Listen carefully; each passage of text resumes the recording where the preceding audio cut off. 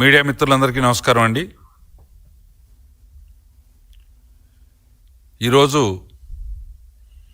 రాష్ట్రంలో ప్రధానమైనటువంటి చర్చ కింద రాయలసీమ, అందులో ప్రధానంగా చిత్తూరు,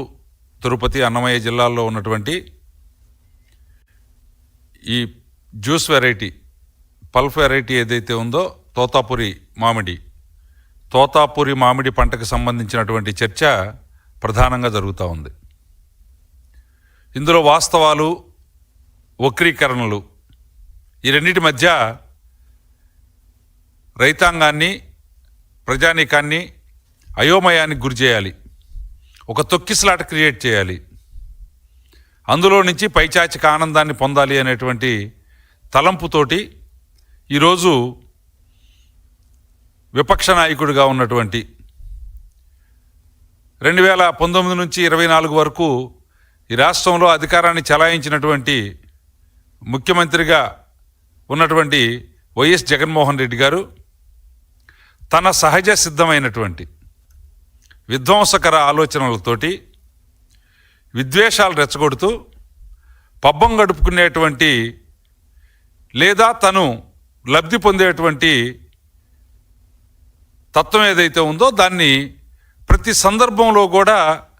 ఆ విషయాన్ని చిమ్ముతూనే వస్తూ ఉన్నాడు. గత 5 సంవత్సరాలు అధికారం ఉన్నప్పుడు అధికారం అంటే పరిపాలన, ప్రజా సంక్షేమం, అభివృద్ధి అనేటువంటి అంశాలను పక్కన పెట్టి తనకున్నటువంటి కోరిక ఏదైతే ఉందో దోపిడీ, సంపదని దోచుకోవటం, సంపదను సృష్టించడం, ప్రజలకు పంచడం అనేటువంటి అధికారాన్ని తనకొచ్చినప్పుడు మాత్రం అధికారం అంటే దోచుకోవటానికి అనేటువంటి తత్వంతో ఏ విధంగా అయితే గత 5 సంవత్సరాలు పరిపాలన చేశాడో చూసాం. తన అధికారంలోకి రావటానికి, తనకు ఆ అధికారం దఖలుపట్టడానికి ఏ విధమైనటువంటి అబద్ధాలనైనా నిస్సంకోచంగా, నిస్సిగ్గుగా తయారు చేసి ప్రచారం చేయడానికి అవసరమైనటువంటి యంత్రాంగాన్ని, పెయిడ్ బ్యాచ్ని తన చుట్టూ పెట్టుకొని ఆ ప్రచారాలు అప్పుడు చేశాడు, మళ్ళా తిరిగి ఈరోజు మొదలుపెట్టాడు. వాస్తవంగా ఈరోజు మామిడి పంటకు సంబంధించి జరుగుతున్నది ఏంటి, జగన్మోహన్ రెడ్డి ఏం చెప్పదలుచుకున్నాడు, ఏం చేయదలుచుకున్నాడు అనేటువంటి విషయాన్ని ఈరోజు ప్రజలకు అర్థం కావాల్సినటువంటి అవసరం ఉంది. ఈ తోతాపురి మామిడి వెరైటీ చిత్తూరు జిల్లాలో ప్రధానంగా ఉంది.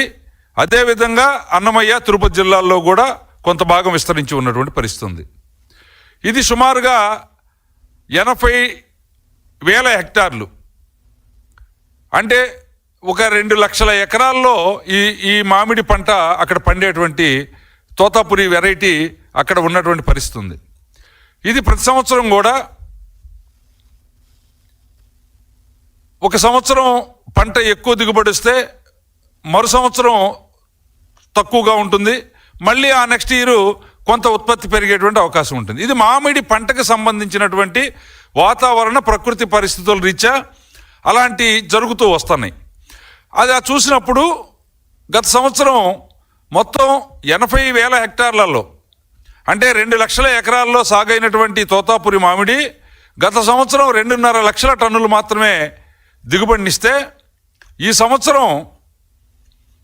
దాదాపుగా 6,70,000 మెట్రిక్ టన్నుల దిగుబడి వస్తుంది అనేటువంటిది ఈరోజు ప్రభుత్వ గణాంకాలు, అంటే ఉద్యానవన శాఖ దగ్గర ఉన్నటువంటి లెక్కల ప్రకారం కూడా ఈరోజు మనకు కనపడతా ఉన్నటువంటి పరిస్థితి ఉంది. ఈ పరిస్థితిని అర్థం చేసుకున్నటువంటి ప్రభుత్వం ఈ మామిడి పంట ఉత్పత్తి ఎక్కువగా వచ్చేటువంటి అవకాశం ఉంది, జాతీయ అంతర్జాతీయ మార్కెట్లలో పల్ప్ అనేటువంటిది నిల్వలు పేర్కొని పోయి ఉన్నాయి, వినియోగం తక్కువగా ఉంది, ధర సంక్షోభం రావచ్చు, కాబట్టి ఇటు ఫ్యాక్టరీ యజమానుల్ని కదిలించాలి,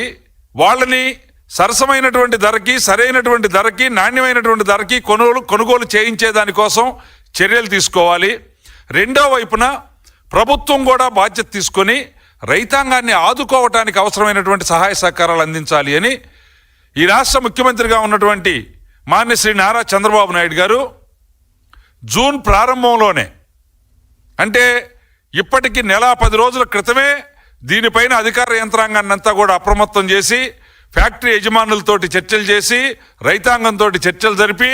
ఏ విధమైనటువంటి పరిస్థితి రాబోతా ఉంది, మీకు ఏ విధమైనటువంటి అండదండలు ఈ ప్రభుత్వం కల్పించబోతా ఉంది అనేటువంటి విషయాన్ని చెప్పారు. ఆ రోజు ఫ్యాక్టరీ యజమానులు తమ దగ్గర ఇప్పటికే 40,000 టన్నుల పల్పు నిల్వ ఉండిపోయింది, అంతర్జాతీయ మార్కెట్లో కరోనా తర్వాత ఉత్పన్నమైనటువంటి కొన్ని పరిస్థితుల్లో వీటి వినియోగం తగ్గింది, తద్వారా ఈరోజు మేము కొనుగోలు చేయటంలో కొంత ఇబ్బంది ఎదురవుతూ ఉంది, ఎక్స్పోర్ట్ తగ్గుతూ ఉంది అని చెప్పి వాళ్ళు మాట్లాడినప్పుడు అది ఎక్స్పోర్ట్ అవడానికి అవసరమైనటువంటి సహాయ సహకారాల్ని కేంద్ర ప్రభుత్వంతో సంప్రదింపులు జరిపేదానికోసం, అదేవిధంగా ఇక్కడ ఉన్నటువంటి ఫ్యాక్టరీ యజమానులు ఏదైతే బ్యాంకుల్లో ఇప్పటికే వాళ్ళకు ఉన్నటువంటి పరపతి దాటిపోయి డబ్బు చలామణి అందుబాటులోకి రావటం లేదు అని అడిగినప్పుడు ఈ రాష్ట్రంలో ఉన్నటువంటి బ్యాంకర్స్ తోటి మాట్లాడి మళ్ళీ రాష్ట్ర ముఖ్యమంత్రి గారు, రాష్ట్ర ప్రభుత్వం 20 ఫ్యాక్టరీలకి అదనంగా ఫండుని సమకూర్చేటువంటి, అదనపు రుణాన్ని సమకూర్చేటువంటి ఫైనాన్స్ అసిస్టెన్స్ ఫ్యాక్టరీలకు ఇప్పించారు.